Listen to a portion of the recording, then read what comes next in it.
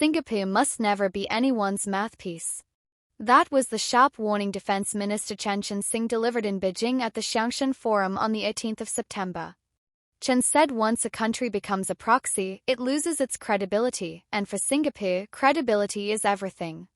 He stressed that Singapore's strength comes from staying consistent, reliable, and principled. He also warned of growing instability in the world today. Economic shocks, he said, are feeding anger and protectionism, just like in the 1930s, when the Great Depression opened the door for radical politics and eventually World War II. Without action, the world risks falling into the same vicious cycle. Chan called for a fair international system built on law and sovereign equality, where even small states have the chance to compete and contribute.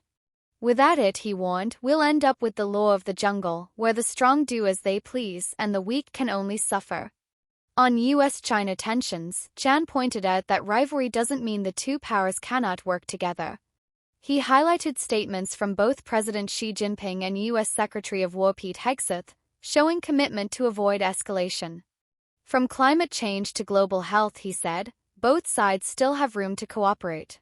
For Singapore, Chan made it clear, we don't balance or play messenger between the U.S. and China. Our focus is to be a constructive partner to both, while standing firm on sovereignty. He reminded that small states still have agency, but only if they avoid taking sides and stick to principles. Chan also underlined ASEAN's role, pointing to defense cooperation platforms like ADMM+, which help build trust and reduce risks at sea and in the air. He noted China's constructive contributions in supporting these efforts. Closing his speech, Chan warned that peace must never be taken for granted.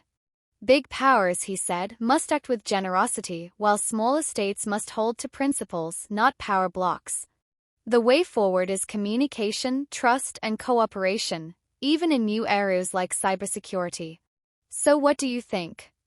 In today's tense world, can small states like Singapore really hold their ground without being forced to choose sides? Thanks for watching. Don't forget to like, share, and subscribe to 2230 for more in-depth news and analysis.